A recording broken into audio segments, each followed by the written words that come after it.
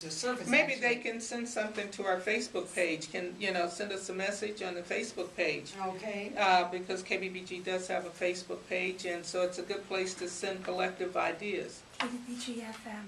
Just search KBBG FM on Facebook. Okay, KBBG FM on Facebook, and you will come up with the page, and also get links to some of these videos that are being produced here in the station. Yeah, and there was something talking about games again. It is amazing. I don't have anything against the games, but it's another way it's another pull at parents' financial strings. That you can't tell me you can afford to buy a $79, $89 game every week or so. That's money that could be going for that child's education or for something else that is needed, health care or whatever. How is that possible? What do you say to parents when children are, and I mean children just insist, I stomp the foot kind of thing, which we never allowed. You know what happened if you stomped your foot after you but just saying to parents, I want this game. Well, and if I don't get it, well, I'll just find another way to get it. It's okay. A box of gun or whatever, it's okay. Well, if you start with your child doing name brand everything, this is another thing. I know people are going to hate me for this, but if you start that behavior as a little baby, it gets bigger and bigger and bigger. That's right. And so at some point you really have to make conscious choices.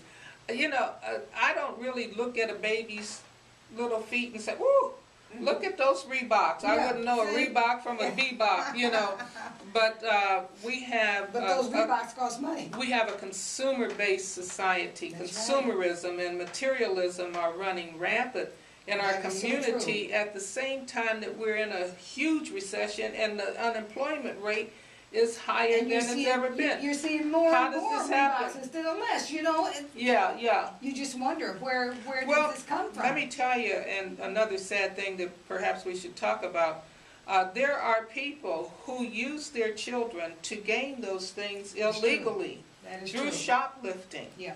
A lot of kids are taught to shoplift when they're young. Now, this is something we don't want to talk about. This is dirty. This is dirty laundry, okay?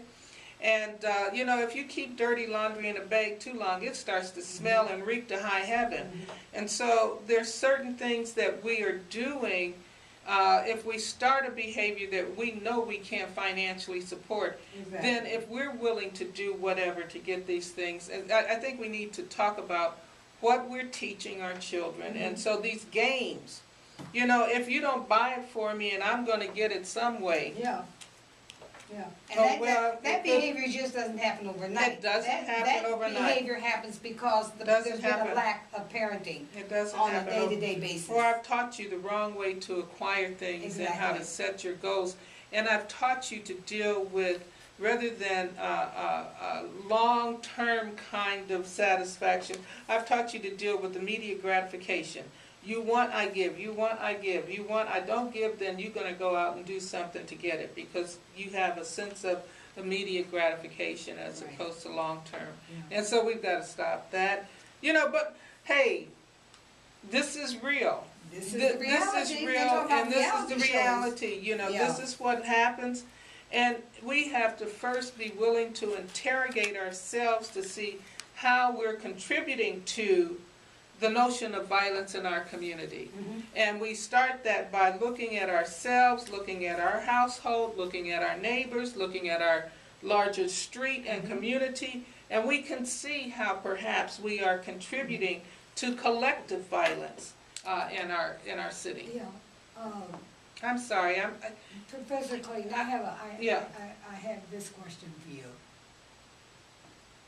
After all has been said and done, what happens when what we've talked about, there is an absence of, for whatever reason, whether the parent is working, whether the parent just doesn't take time, whatever is going on, there is this other thing that I've been hearing ever since I've lived here, and that is the reason it's so hard to get anything done or to move toward a solution is because of the kinship Now, I don't know whether that is really true or not, but I have heard that over and over again.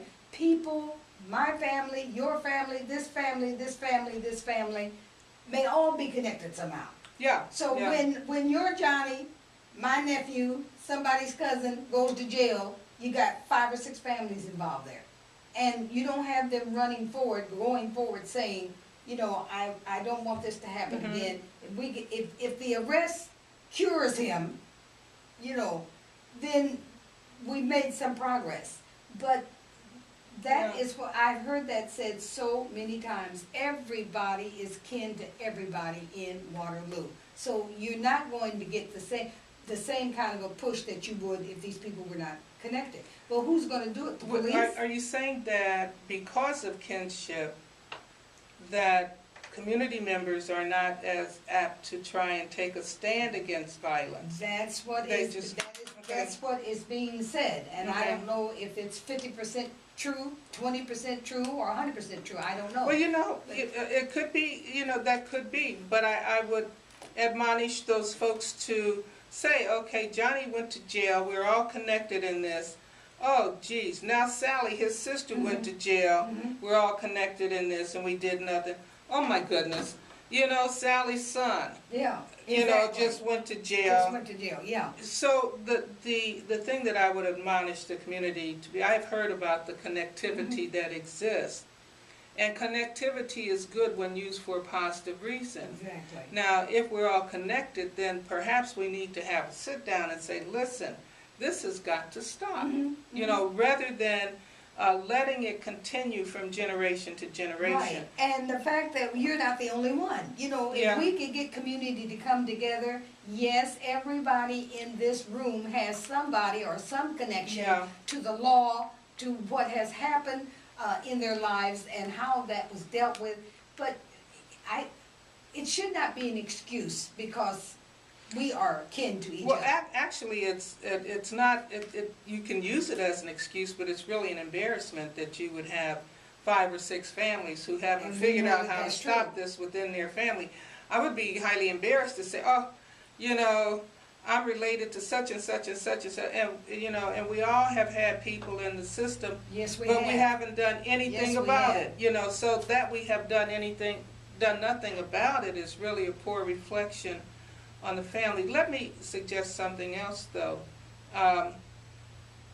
Maybe even within that collective family or within the community, one of the reasons that efforts fail is that there's always somebody that has to be more important than somebody else. You know, there's that their personal interest supersedes the needs of what needs to be done, and so you have this conflict of personalities. Within that small family circle of 5 or 6 families, there may be a vying for positions among various members of that family that prevents them from moving in a proactive way to stop this. You know, until we can address that, we can't move forward. If it is, whether it's an excuse or not, it keeps us from moving forward. And I think until we can take our personal selves and lock that away and say, I'm working for the greater good. For the greater good. You know, it's not about me. I think one of the reasons why King fell down in Florida is because there were leaders in Florida who wanted to be more important than he was. You know? Right. And so the whole system kind of collapsed there, and that's really, but we've got to be willing to put our personal selves aside for the collective good of the community. And that's not an easy thing, because everybody has not everybody, but many people have a need to be the most important or the biggest potato in the barrel, you know, and so they're unable to work with the other little potatoes, so to speak. And today, on another show, we will address this, but we did not today, but violence in our schools. Yeah. And what is happening at that level. And we're talking about pre-kindergarten, kindergarten, 1st, 2nd, 3rd grade. Now we have something else interjected into that, another warning for parents and children, this K product that's on the market, where you can just go in, little bottle like Mm-hmm. that, you just drink that. And they advertise it 5 hours of energy, you know. Oh, they it's show the all energy that. drink, But the this little K energy- thing is another one. Yeah. And kids can go and buy it. You can't, Yeah. say, you just go in and buy Yeah. it like you buy candy. Yeah. And so that's, That's an adult product that's That's supposed to an give adult you that product. boost in the Yeah, afternoon, that's exactly. caffeine. Yeah. And I think it Clayton. would be good to get somebody in, drug knows about enforcement or that. whatever, who knows about that and can warn our parents, because you wouldn't even know that necessarily that the child went and brought it, and then you wonder, why did the child, who told him about it? And Yeah. what